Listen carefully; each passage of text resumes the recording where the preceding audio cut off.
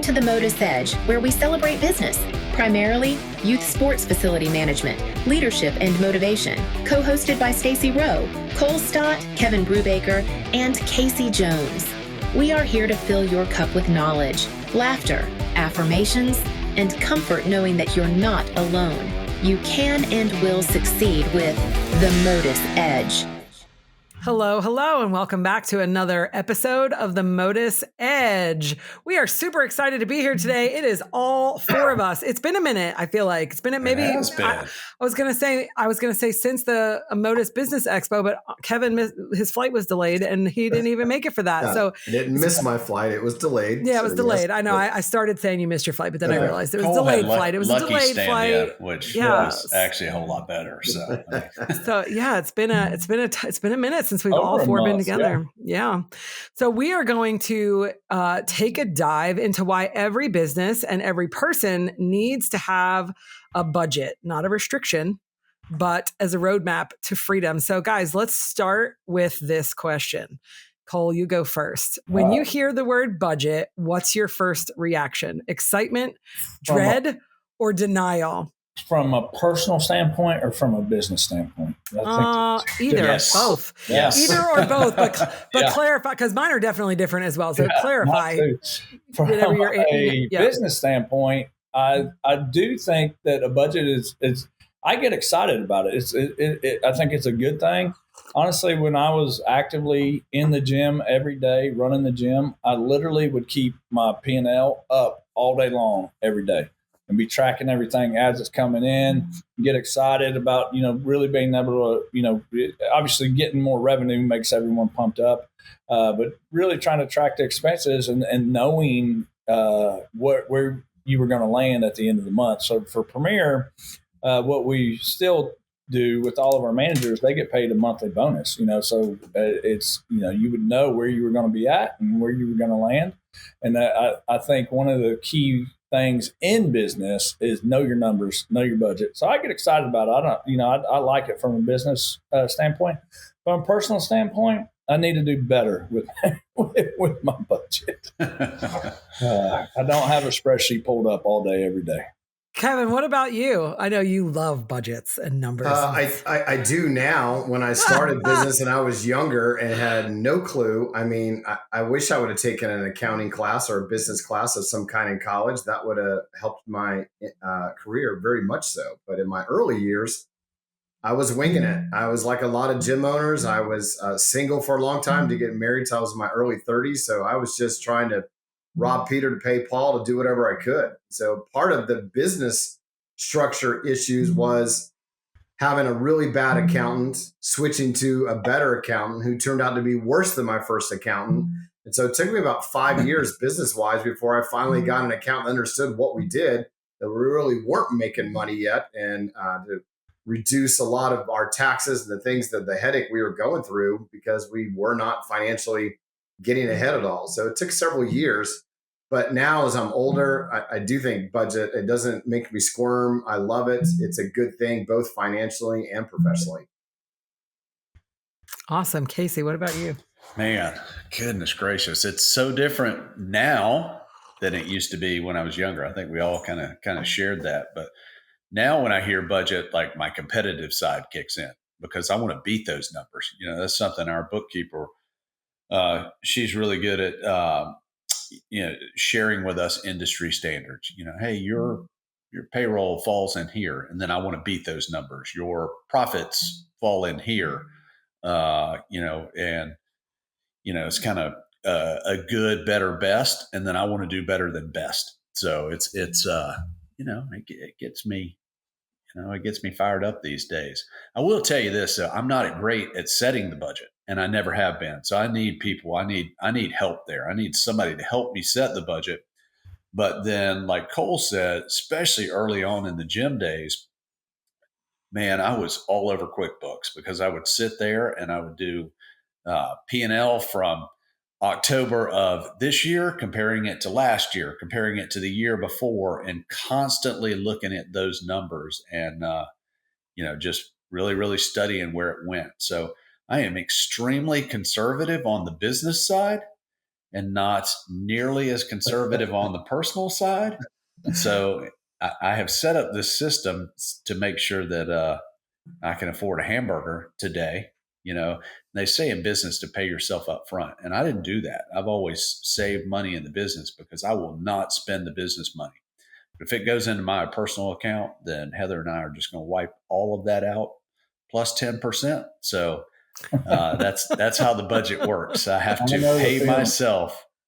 I literally, we pay ourselves exactly what we need to cover the bills pretty much. Because we're able to be really conservative on the company side and save the money there. Yeah, I feel like I'm actually kind of similar. So when it comes to business, I feel like 100%, I understand a budget. I can build a budget. I know a budget. I get excited about budgets. I love looking at budget spreadsheets and figuring out like where we can do better. Or, one of the things that I have done over the years with Premier is not just a budget for a year, but I'll track 4, 5, 6, 7, 8, 9 years in a row and see like where are we going up, where are we going down, what is happening that's causing those dips, and the good and bad, like what's happening that's causing us to go up versus go down. I can tell you that every 4 years, our P&Ls generally, we get a boost in enrollment because of the Olympics. I think in our 2 gymnastics facilities for sure, but even our cheer facilities, I feel like see a boost in enrollment during those times. So I really love studying all that. And I feel like that comes from one of my first mentors in Premier was Boog Potter. And he was super, constantly like, you got to look at the budget. And he made me build the budget myself, which the very first time I did it was awful according to his standards. And so I learned, how to do that, which we're going to talk about that today. I still haven't learned how to do that. So. Yeah. But when it comes to personal, oh God, I am terrible. I'm a terrible personal budgeter. I've gotten better in the last 10 years, I would say, but I made a lot of mistakes in the first 20 years or 25 years maybe now of adulting. And so I have spent the last 10 years trying to fix all of those bad budgeting or lack of budgeting mistakes from early on. So yeah, so business good, personal bad. So I wonder why that is. We've talked about this. Kind of us four. I feel like Kevin's really conservative, or more conservative. I feel like Casey and I are probably on the other side, of spending money, of wasting money, I guess. But I wonder why the dynamic is that I feel like we're really good on the business end, but then on the personal end, we're just kind of like a free for all. I wonder if it's, the psychology behind that. It's we spend all day, every day, stressing over the numbers at work. And when you get home, you're just like, screw it, we're going to go out to a $100 dinner. Let's go out to dinner. I know for me, growing up, my father was a pastor. I never had money ever until, mid 30s per se. And I can remember getting hand-me-downs from my brother as a kid my whole life, thinking how much my brother loved me because he gave me his clothes. I didn't realize that my parents didn't have money to go shopping, and so I think part of that was I got scholarship money to get through college and graduate school. I paid off the rest of that bill myself because my parents didn't have that kind of money. So, and when I started CheerSport and Charlotte All-Stars both, I was so money conscious of just trying to save every dollar that, it affected my personal life as well. And so even when I married Jen, she didn't have any money either. She was still paying off her college loans when I met her, kind of thing. And so we've just always been, we probably spend a little bit more on our kids. I think that's normal. But for us personally and the business wise, we've just been a little bit more, I don't want to say cheap. My wife might say cheap, but it's like, I don't like using paper towels. Frugal. I don't like using paper towels because they just throw them away. You use rags and you wash them, you can reuse them, kind of thing. Yeah. But that's did your kids wear the cloth diapers, Kevin?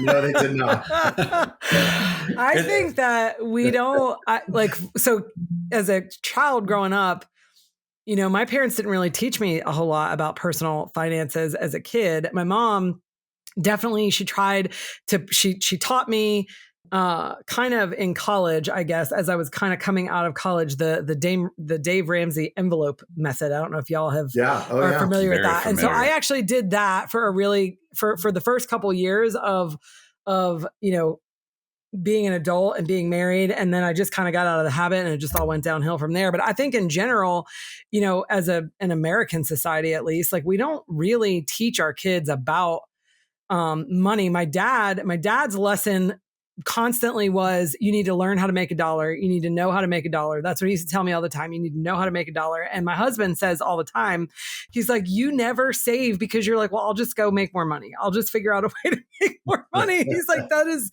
not normal. Right.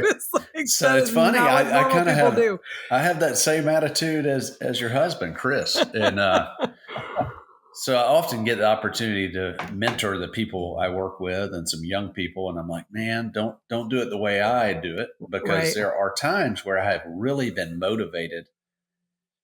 It's like, all right, I remember being younger and taking on a car payment that I really couldn't afford. And all right, I've got this $400 a month, but I really want this car. And I'd be so worried about not hitting the $400 that I would go ahead and push myself to make an extra $1,000. And I've never worked on a fixed income. I've never had, it was all based on how much I produced. Yeah. So I would use that to, to motivate me. Like, all right, I got an extra $400 a month payment. And literally I would try to double that. And then sometimes I'd be able to triple that. And I'd end up actually, being in the plus. It does not work if you're on a fixed income. You spend what you make, basically. No, but I can totally identify with that, Casey, because I can remember in the early days of Charlotte All-Stars, literally working, I figured out how much I could make basically an hour working a 40 or 50 hour work week. And I was like, I could get by on this. I can pay my bills, but I'm not making any money ahead to be able to help grow the business. And so I was like, how much could I make if I worked a 60 or 70 hour work week? And then I got to the point where, I went the first 10 years probably never working less than 80 or 90 hours a week. And that led into when I started CheerSport. And so you guys wonder why I'm on the phone so much selling. I did the math on if I could have one successful phone call, come to a local event and come to Atlanta, how much money that generated and brought in for our company. And so I just got almost addicted to just being on the phone and sending emails and sending text messages.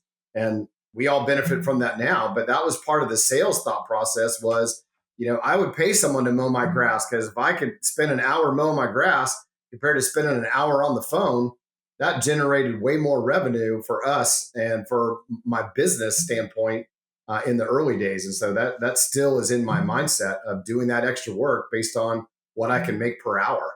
Well, I think that's an interesting point too, is like, to me, budgeting from a gym perspective, knowing your expenses is more important than your revenue, really. And it's kind of like Casey's mindset that he just said. If you're a new gym or an existing gym or a gym that's been around for 20 years, if you don't know how much revenue you have to bring in just to break even, you're going to fail, because you're just shooting in the dark, or you might as well just roll the dice or flip a coin on if your business is going to last and be successful. I just had this conversation with one of our premier people that's just expanded and in a new facility, almost doubled the rent in a really, really nice place. And it's like, well, where do you have to be? How much revenue does it take now? How many more kids do you have to get in classes? How many more all-stars do you need? How many more school squads? How many more summer camps do you have to do now to be able to fit that building? I've said this before on the podcast. It's the biggest mistake I see gym owners have made over the years is everybody wants a nicer, bigger, better building, but it can put you out of business faster than anything else. Right. I agree. And I definitely huge piece. Because Cole, you know this probably more than anyone. What percent of gym owners do not know how much comes in or how much goes out? Like, what percentage you think? I honestly think I would say 60 to 70%. Oh, yeah. I was going to say 3/4. I was going to say 70, I don't know that that's just applies to gym owners either. I mean, I think the more I talk to people, the more I feel like that's a lot of business owners, especially when you're first starting. And if you're the one doing all the work, you're hustling, you're like, for example, Kevin, you're selling when you're not looking at what's coming in and going out and the expenses and the, like you're focused on what you're focused on. So I think that is a kind of a very standard, normal thing. But for everybody, but it is so, so important to know that information. And I think that's one of the things, I loved as a young a young gym owner, when I started, being forced to create that budget so that I could learn. And it was like, you have to know these things. It wasn't like, I'm not going to do it for you and give it to you. Here it is. Now, granted, at the end of the day, let's be honest, it was his budget, but he made me at least try to take a stab at it and walked me through it and kind of know this is what we need to do and this is where it needs to be, because it was better for me to learn that way. And I can't tell you how many gym owners I've talked to. I mean, shoot, Cole, even some of our own premier managers, when I would take over as their regional manager, I'm like, what do you mean you've never built a budget? Okay, well, that's the first thing we're going to do. You are going to build your own budget, and it's probably going to be awful, and that's okay. We're going to learn from this experience. But now they all know how to build a budget, and they know exactly what it means and how to read it, and they do it on their own. And I just read over it, and I'm like, cool, you're good. So my daughter and I are talking a lot about that. She runs her office. She's kind of new. She's not new in the business. She's literally been doing payroll with me since she was 12 years old. So, but we are very different mindsets, and I play offense and she plays defense. Much like Kevin, I was always really good at going out and generating business and getting the income in. And I knew I wasn't good at the budget, and I talk about her often, but I had this lady, and she was my office manager, my bookkeeper, my mom, my mentor, my everything. Her name was Susie. And it was my job to go and get as much money coming through the doors as possible. And it was Susie's job to keep the expenses down as much as possible and make sure that I did not overspend, and Emily, and Susie trained Emily, right? She did. Yeah, she did. And Emily is so defense. Everything is cut. And, I am like still playing offense, grow. We got to keep growing. We got to go get more business. We got to find business. But I think it's important to have both. That's the thing. If you've absolutely got, we talk about our personal lives. Like if the husband and the wife both play offense and just spend everything, like you are headed to bankruptcy court, like it's coming, right.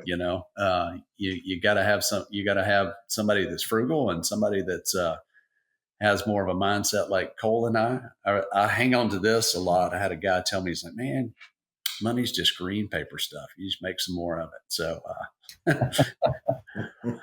I'm not scared to spend it. In the budgeting process, I'd like to hear what everyone thinks the biggest mistake is. Some of us may have the same answer. I feel like the biggest mistake most people make is they inflate revenue based off their hopes and dreams.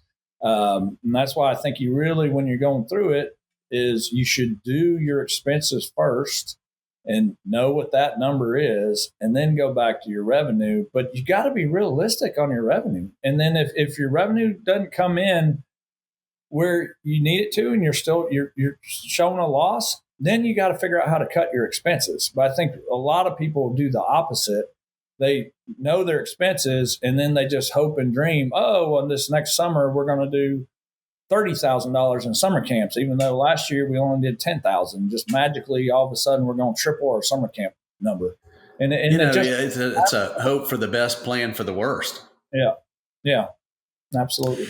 I think, Cole, 100% that happens. I also think that you can play around with your expenses to some degree too. I've seen that on a lot of budgets as well. Like obviously your rent is going to be what your rent is going to be, but you conveniently forget or leave out expenses, to manage that, the bottom line, or, the bottom half of the budget, so that you get to the bottom line that you want to get to. So I think really what it is just, it's being realistic everywhere, being honest and true to yourself, and knowing, like you said, like 10%, if you did $10,000 in summer camps this summer and you're budgeting 30,000 next summer without any kind of reason for that, that's a 200% increase in your summer camps. Like that's just absolutely, that's lunacy. So right. People, you need to understand that, that percent of growth is also, not normal. I think that people under budget their payroll a lot of times. I've seen budgets come in where they turn in budgets to me and they have 30% payroll. And I'm like, okay, you're paying no one clearly, because, 30% would be great, but 40% is generally the magic number. And it's hard to stay at 40%, and you're at 30%. So where are we missing here? Like, did you forget some bonuses or what, why is this? Or they'll turn in a budget that's got, several $100,000 loss and the payroll percent is 82%. And I'm like, okay, let's have a conversation. Bring that up. Hourly payroll is a profitability killer. And it's what people, you have to manage it and the number. And it's just the reality. So just to talk through that so everyone understands what that means when Stacy says 40%, it's pretty simple. Is 40% of every dollar that you bring in is going straight back out in payroll. If you go over that, then you don't have money left to pay rent, to pay electricity, to buy paper, to pay your insurance, et cetera, et cetera, et cetera. All your other expenses, you really only have 60 cents left out of every dollar to pay for everything else. If it goes up above that, it makes it really, really, really tough to show a profit. Cole, I'll add to that. I think one of the biggest mistakes that most or a lot of gym owners make is budgeting for end of the year events, because the amount of money that comes in from parents of what they're collecting, they're not, they may think of staff salary, but they're not adding up travel or hotel or bonuses or food costs. And whatever they're charging parents, I can guarantee you that most of the time it's not enough money to be able to pay those things. Gyms are losing money at the end of the year, and then they're starting off the new season with being in debt from how they finished the season. It's like, if you can't afford to go somewhere at the end of the year and have your parents pay for coaches and staff to be able to be there, I think that's a huge mistake that people make, because they really don't take into account, and not just the payroll, but the taxes and the insurance on the payroll. All that adds up, and gyms are losing money in that capacity, especially because of staff, especially for end of the year competition stuff. Man, that hit us, Kevin. That's something we, early on in Stingrays, we wanted to create all teams equal, and we would take the entire program everywhere. And then as things changed and there was Worlds and Summit and different things like that where we weren't taking the program everywhere, what I noticed is like, all right, we're taking the entire program everywhere. It costs $20,000 to take all of the staff to this event. And then we started splitting some events. Okay, and these 10 teams are going here. Well, it still costs $20,000, even though half the program was going, and then the other 10 would go somewhere else, and then it cost another $20,000. And that just doubled immediately, and it hits you out of nowhere, So I think that's a thing too of having, this comes to the Dave Ramsey thing, having that rainy day fund.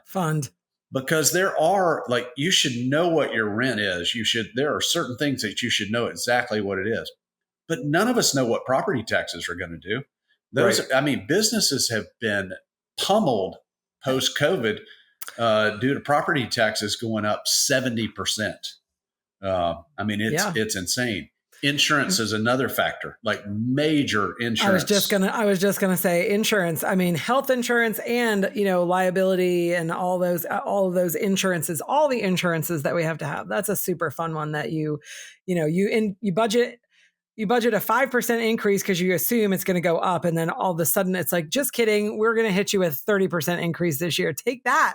Enjoy that in your face. Well, we were talking about insurance before we got on this Zoom call. And Stacy, after we were arguing about it, Stacy said, we should do a podcast on that. And all three of us were like, we're not going to have any listeners if we do that. So, but yes, it is a headache. It is expensive. I think of a couple times, the gym industry's changed so much. When I got into it, I was a young guy and I could sign a lease and buy $15,000 worth of equipment, no spring floor, lay it down and go. You're not opening a gym in today's world probably for much less than $250,000. So I will argue that I think today's gym owner is a lot smarter, a lot better business person because the barrier to entry, you've got to have somebody that knows what they're doing, that's able to get credit and able to, or they've got this kind of money to put into it. You can't have the guy like me who was young and we'll figure it out.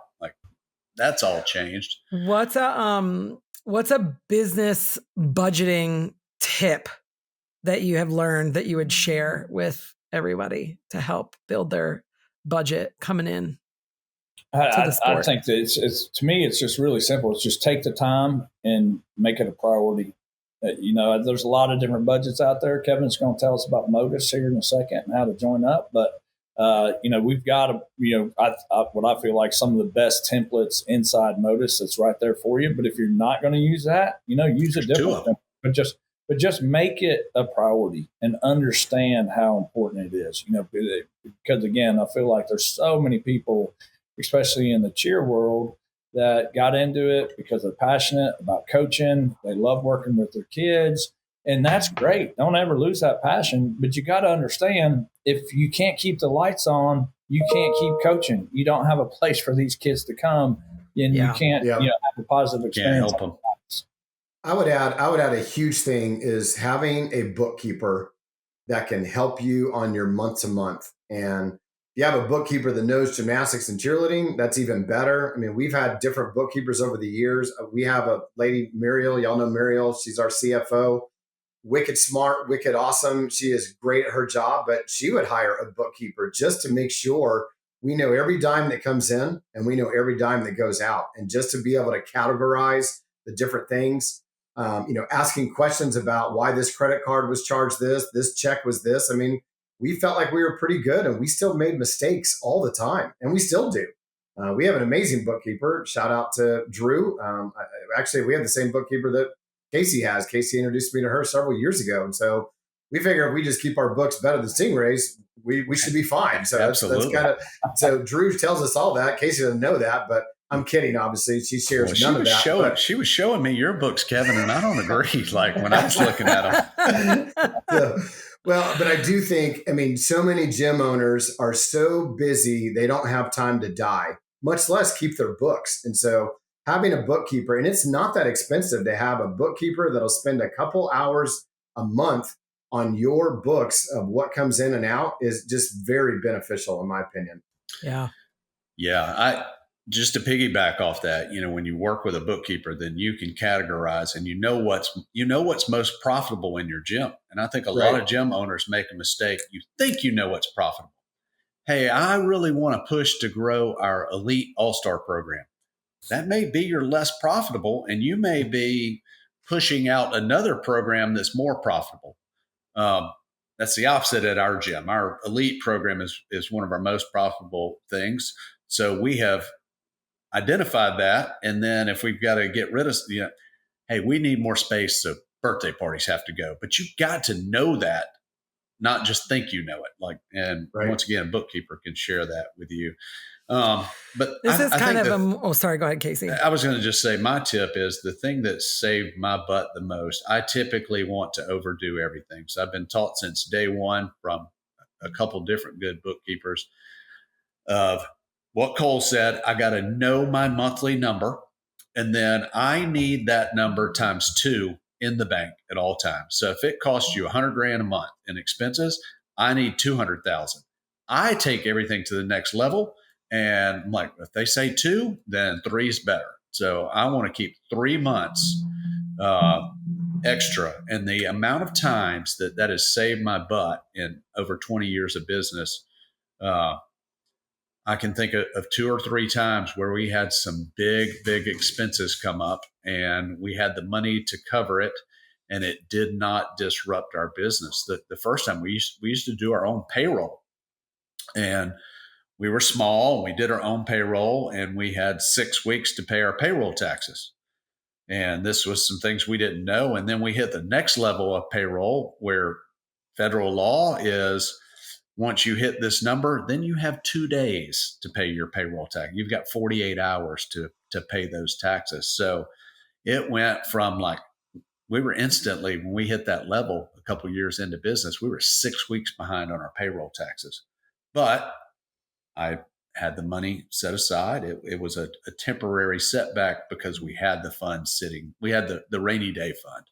Yeah. This is more of a detailed type of thing, but I feel like you guys have given a lot of other great tips. So something that I used to do when I was in the gym day to day and tracking budgets is I would make notes on my budget spreadsheet for the year. Anytime anything happened that I wanted to note for the following year. For example, if I signed a new lease and the lease said that it was going to go up a certain percent every year, I would make a note that for myself that when I was budgeting the following year to increase my lease amount, because you might forget and just do the same amount again. And then that's 3% of an increase that you didn't think about. I would make a note for myself to remember, we forgot to charge for bows last year in the uniform package. So can't forget to do that, or to Kevin's point, be sure to budget end of season expenses, so as I went throughout the year in real time, because you think you're going to remember, and then you fast forward 365 days later and you're sitting down to do the budget and you don't remember half the stuff that that happened. So I make notes along the way, typically is what I would do, so that I would have be able to better budget the following year. Because you're not going to be able to predict everything. But if you can, remember some of those changes. And I think too, making sure that you budget, save for the rainy day fund, but then also put in your budget, we have a maintenance expense. Maybe it's only $500 a month or $1,000 a month that you're budgeting. And maybe you have 6 months where you spend $0 on maintenance. But if you're budgeting $1,000 a month, then for the year, you've built in $12,000 of maintenance into your budget. And so I think those are important things to do too. So detail topics, but I think that's and Stacy's really, really smart, and she has the ability to do that. And I think that everybody should do exactly.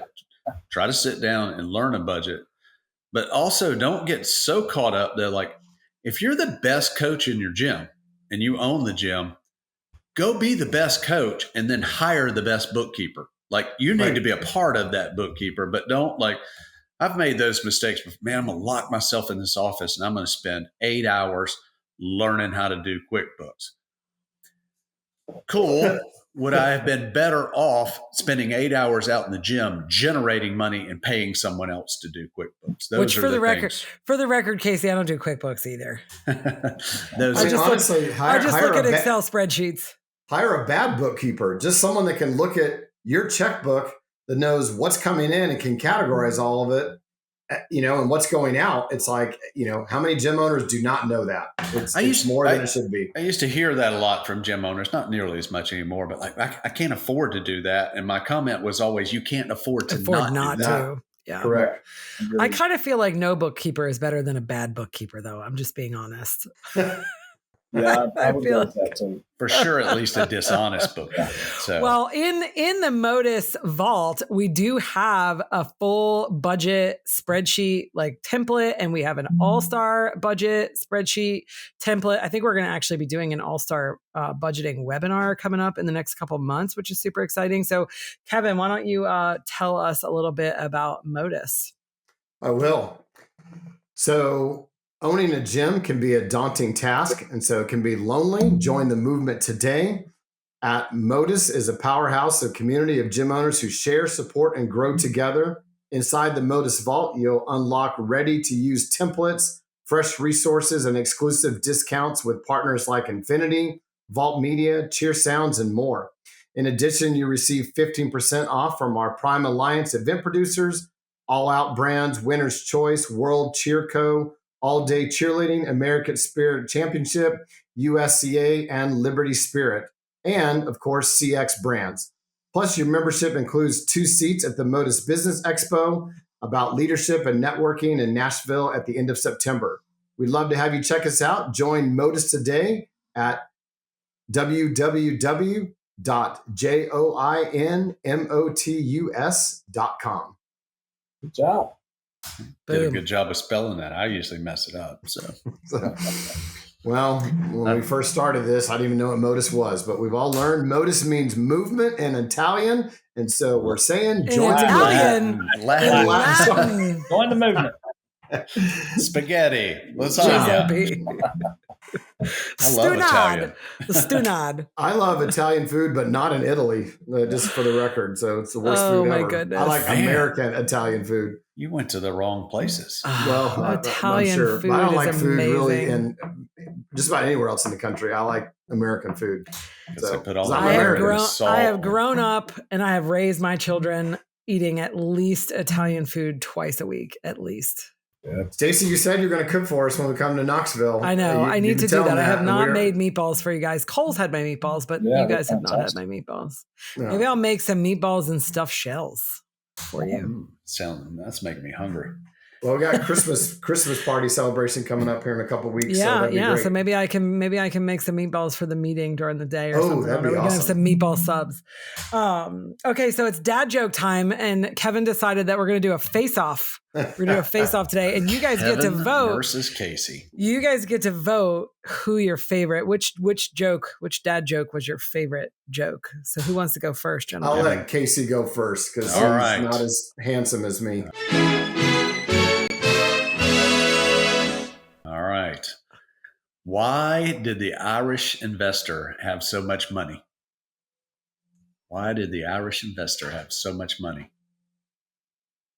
Because he had a pot of gold. I don't know. Yeah, because I was going to say he found a pot of gold. Because his money was always Dublin. That's kind of your best Conor McGregor right there. I know.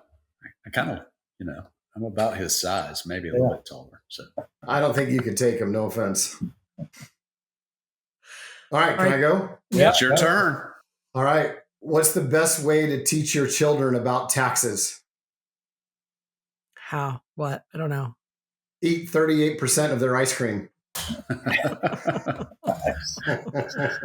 I love that. I actually vote for your joke, Kevin. That was a pretty good one.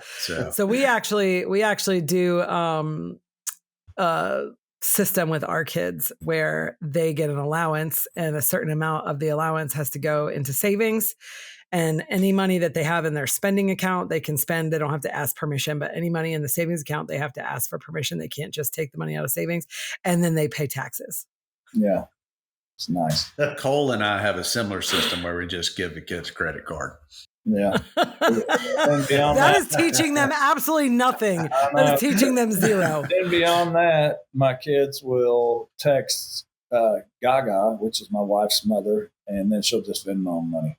That's their budgeting system. If they need money, they text Gaga, and then she sends them. I mean, pretty much we're just as bad, and we don't charge our kids taxes. But I might after this call, though. We're so blessed to have her, but I'm constantly asking her to please stop sending them money. We have a family group family text message, and my daughter, who's a freshman in college, put something in there a couple of weeks ago about needing Starbucks money. Yeah. And put her Venmo in there. And I don't know. I had a moment of weakness. So I sent her $50 and we were all laughing. Every single, even because my kids are older, except for one, every single sibling sent her money, and my wife and me. So she's got Starbucks money for days, for weeks and months. Correct. Oh my gosh. Yeah. That's too funny. Casey, go ahead and send me that link to your family text. I think my girls want to get on that. That'd be great. Sky and Ava would love some Starbucks money. So I can't tell you how many times I've had to have a conversation with an employee because they thought that we were taking money out of their paycheck. Yeah. And I'm like, I don't understand. I'm like, well, I'm like, how? Okay. Immediately I'm like, okay, maybe we, did we not have the right hours or whatever? So I'm like, well, tell me how many hours, you worked or whatever. And they'll tell me and I'll go check. And I'm like, okay, payroll's right. I don't understand. And I'm like, well, I don't understand. It appears as though we paid you the right amount. Bring me your pay stub. Yeah. Oh, this right here. Those are called taxes that the government takes out. I'm sorry that you weren't aware that was the thing. Yes, we are not. But those just come on out of your paycheck. They didn't have a father that ate a third of their ice cream. They didn't understand. They did not. No, they did not. But I will tell you that's good that they were at least looking to question. Because I had a situation one time where we do a lot of salary and hourly mixing. So you may be on a salary for your all-star teams and then work on an hourly basis for classes. But we caught where an employee, their hours had not been paid in 6 months and they didn't know it. And heck, we back paid them and actually paid them a little interest for it. We were so distraught over that. But like the reality is we could have never done anything and they would have been none the wiser because everybody, their check is deposited automatically. And so many people do not look at that. Yeah. Right. So I was going to get personal for a second. Prepare yourselves. Should, and tell us what y'all do. I'll start. But should couples share your finances or keep them separate? I'll say what Christy and I do. We just share everything, and there's just one bank account, and whatever goes in and goes out. Now she does have her own credit card that she keeps up with, but outside of that, we just share everything. And I don't know if that's right or wrong. I've got some really good friends that literally keep things completely separate. That's my money's my money, your money's your money. I'll cover this expense of the house, and you cover the car payments or whatever. So what do y'all do? I'll tell you, when Jen and I got married 25 years ago, it was part of the thought process. Oh, speaking of, happy anniversary, Casey. Anniversary. Oh, happy anniversary. Yeah, happy anniversary. What are y'all, 42 years? Oh, 32 years. Wow. Anyway, I can't believe Heather's put up with you for that long. Because I was growing the business with Charlotte All-Stars. I was growing CheerSport. I was knee deep in finances and doing that literally every day. And I remember having a conversation with Jen going, hey, do you want to, I can pay the bills, but if you don't mind picking that up, that's just a couple less hours I have to work every month. If you don't mind doing that. And she's like, yeah, that'd be great. So she's always handled our money since day one. We've always had a joint account. We literally live in the philosophy of it's all God's anyway. So, whatever we get is, added to that. But Jen has always done all of our finances since day one. And we have shared every penny, and we only have one account. We have one savings account. We have several, other finance accounts, but literally every single account that we have, they're all joint and mutual, and we have equal access to all of it. Although Jen handles 99% of all that. So it's a blessing. It's great. But yeah, no secrets, no issues. Literally we've done everything 100% together. Less arguing that way, in my opinion. I totally agree with that. In my opinion, if you can't completely trust your partner, you shouldn't be married. And it is always been that way for us. We've had a joint account since day one. Every bit of anything I make goes in there. She is on every single account. We're on every single account together. It's funny, we joke because Heather will be like, oh, you've got this over here that I don't even know about. There is some of that, but she's on the account. She does know about it. She just chooses to not to look at it because we operate out of one, like we pay out, and she handles the house bills, and that comes out of one checking account. So that's what she pays attention to. But as I said earlier, we're going to spend every bit of that plus 10%. So we keep that, and then I got to have these little outliers where the money doesn't just disappear and go up in smoke. So, gentlemen, I think that we have officially shown our age because I feel as though Chris and I have a joint account as well. I think it's, just shortly after my generation that it became more common to have separate accounts. I think I agree. Yeah. Good point. So I think we're telling everybody how old we are now personally, but Chris and I have the same, everything is the same. We both have equal access. We've gone back and forth in our marriage different times, who's paid the bills. Like we've both done it at different times. And then we get mad and it's like, here, you do it then. And you don't like what I'm doing, here, you do it. And then a couple of years later, you don't like what I'm doing, here, you do it.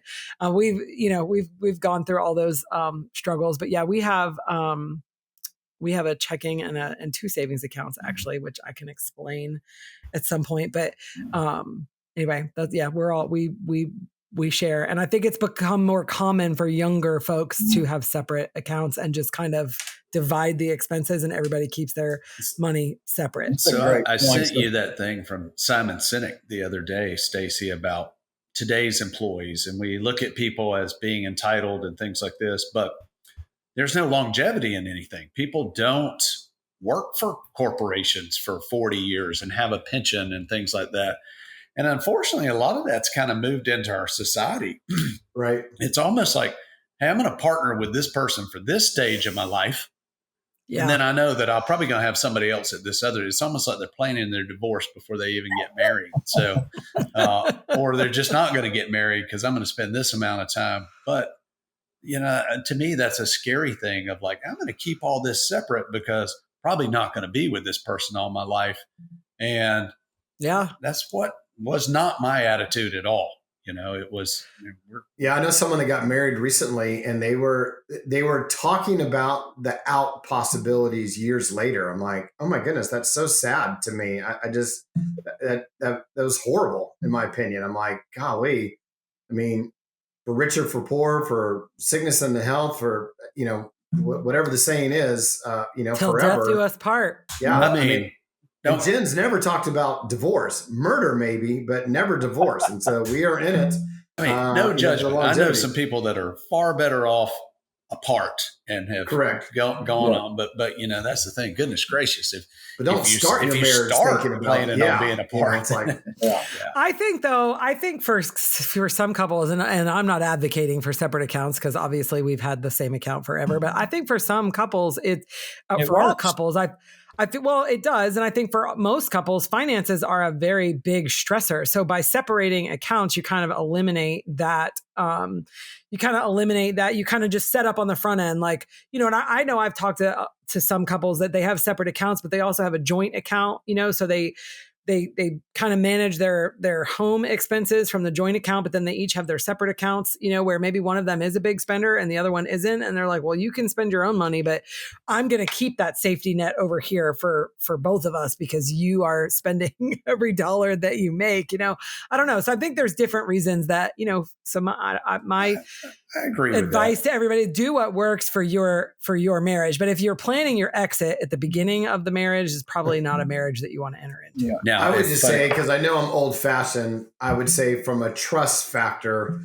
if you completely trust your spouse and every dime coming in and out in both your accounts or both your paychecks or both your investments or whatever it is, as long as you know that information, your marriage is probably set up for success. Or the same thing with your business. If your business partners, you trust every dollar that's being spent and everything you're doing, then you're probably set up for success. And so it all comes down to the communication piece. We all know that makes the world go around.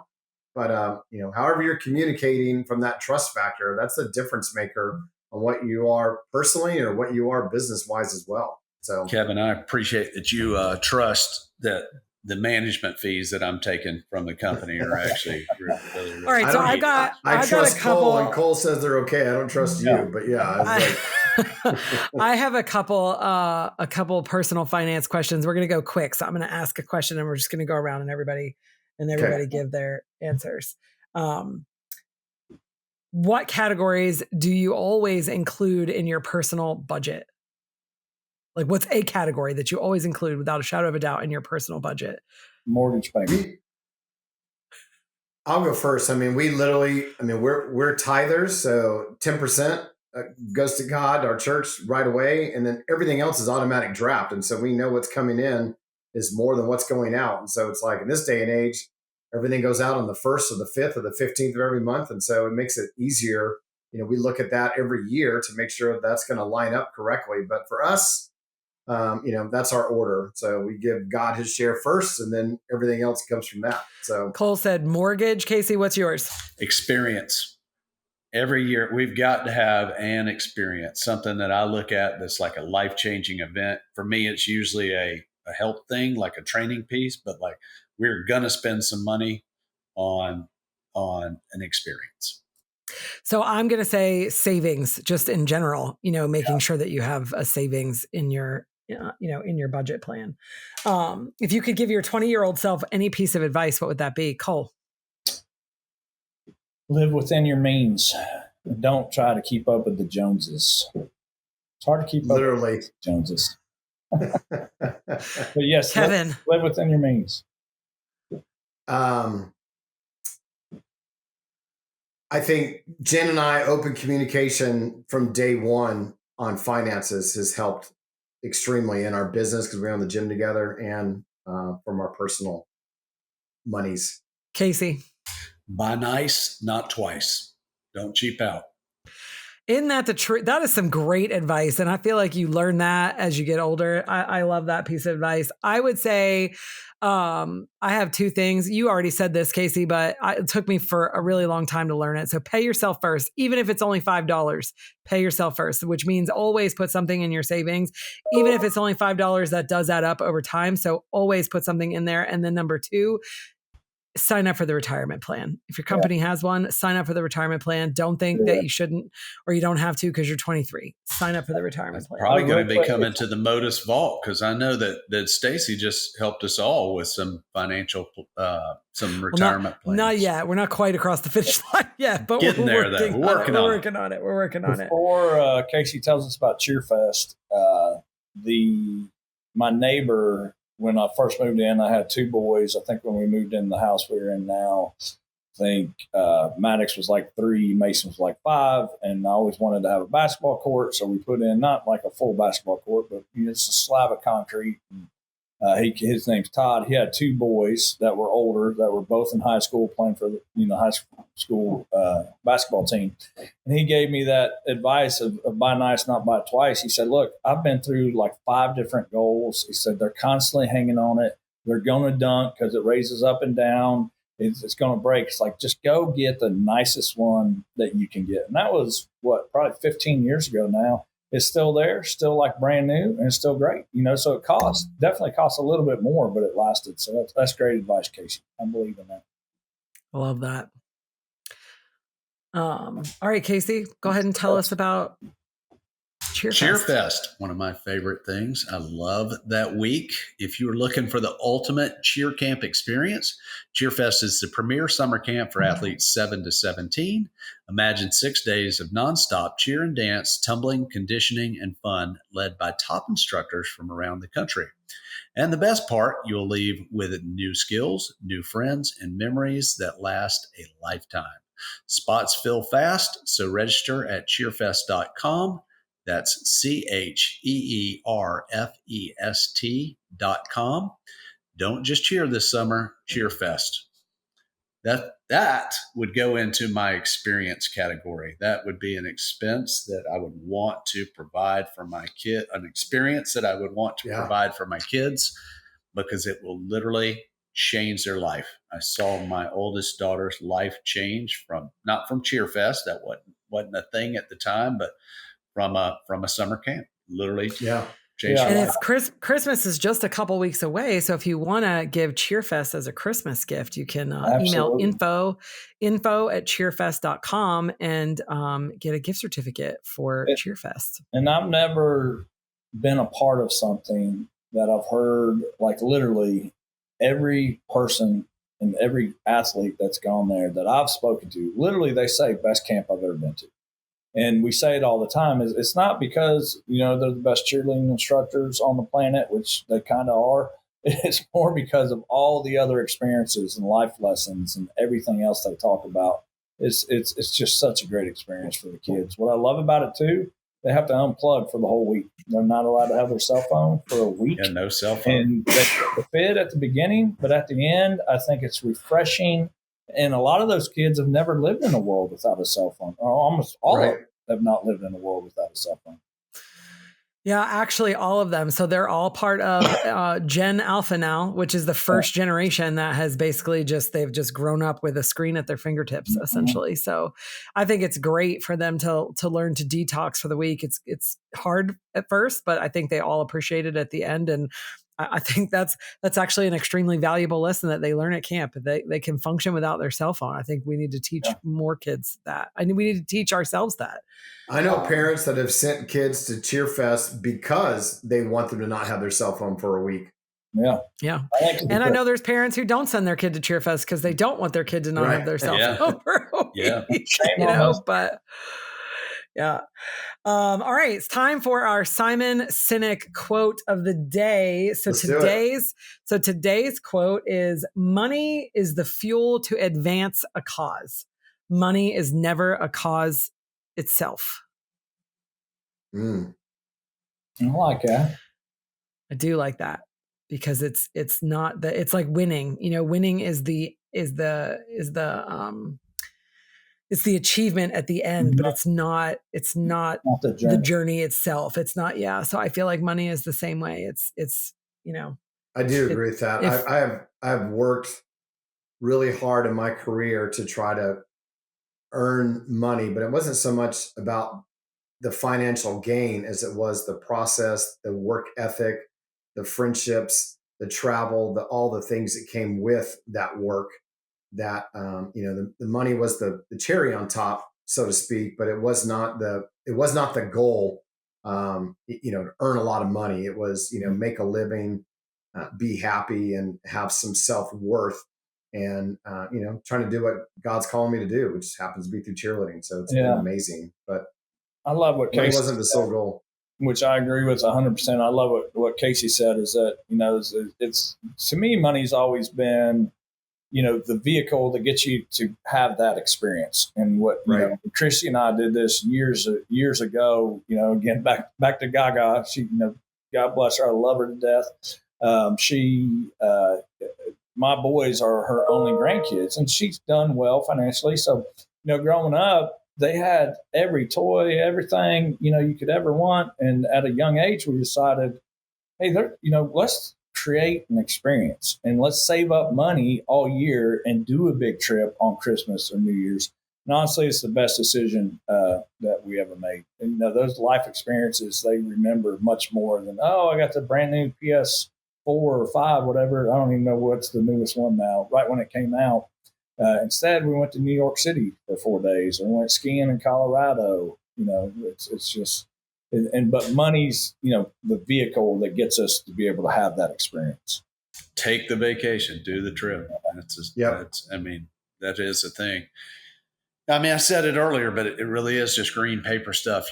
I've been broken sad. I've been broken happy. I've had a couple nickels and I've been sad, and I've had a couple nickels and I've been happy. So point is, the money doesn't really dictate that. And I've been blessed to, and I truly believe this, if you're willing to get up and do the work, you can make money. I just don't, I preach that to my kids. I'm like, it's not hard to make money. It's really not. But if you just sit back and expect someone to give it to you, then that's when it's hard. So, but it is what it is. I think can't take it with you. Spend it. I agree. And I think from a business perspective, we spent this call obviously talking about budgeting and making sure that you understand your money, and you want to obviously make a profit and all those things. But I think it's, really just, Cole, you said it earlier, you can't run your business and have I think it was you can't have the kids coming into the facility if you're not running a profitable facility, or a facility that's going to, last, and be lasting. And I think that's kind of the thing. It's like, we spend, as important as it is to focus on your budget and make sure you got your numbers, correct, and you're paying attention to all those things. Everything that we do for business is more about the why we're doing it. Like I got into the gym business because I wanted to make a positive impact on the life of a kid. I wanted to be a place that they could come and have a great experience, and maybe, be better because of having been part of that experience. And the same thing now, with everything that we're doing in the events, and it's about the experience that we're providing to the athletes and those kind of things. We need money to do those things, and we need to be profitable to continue offering those experiences. But at the end of the day, we spend 90% of our time focusing on all of these other things over here, and 10% of our time focusing on the money. So that's kind of how I look at it. It's just, from a, you guys were talking about personal, I feel like, so from a business standpoint. All right, gang, who wants to ask our question today? Every episode, we typically ask our guest now to ask a question to our listeners. So which one of y'all wants to ask a question? I'm going to volunteer you. Kevin wants to. Okay, perfect. Wait, was this on the handout? I don't think I read that. Yeah, you got to make up your own question. You just ask a question. It could be anything. What's your favorite Christmas carol? It could be that. Oh, I do love Christmas carols. I really do. So, what is something memorable that you've done with your family over the holiday break?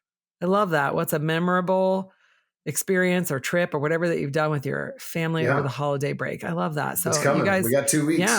Yeah. So you guys heard the question. Go to our social media at Join MODUS and find today's podcast post and comment the answer to the question. While you're there, be sure to hit that follow button. And if you're watching this on YouTube, you can comment the answer to your question right there below on YouTube. Thank you guys for listening. Be sure to subscribe to our YouTube channel at the MODUS Edge. Check out our shorts, like and comment. We love to hear from you. And by shorts, I don't mean shorts that we put on. I mean our short videos on YouTube. Give us a follow on Instagram, Facebook, and X at Join MODUS. Follow our show wherever you listen to your podcast. If you like what we're doing and you want to hear more, leave us a comment and tell all of your friends. And hey, if you're a gym owner, join the movement today and sign up for MODUS. Thank you so much for listening. Awesome. And we are excited for you to have the MODUS Edge. Thank you for listening to the MODUS Edge. We hope you had a blast. Join us next week for more on business, leadership, and motivation. Subscribe and follow the show where you get your podcasts. Subscribe to our newsletter at joinmodus.com. The MODUS Edge podcast is produced by ClantonCreative.com.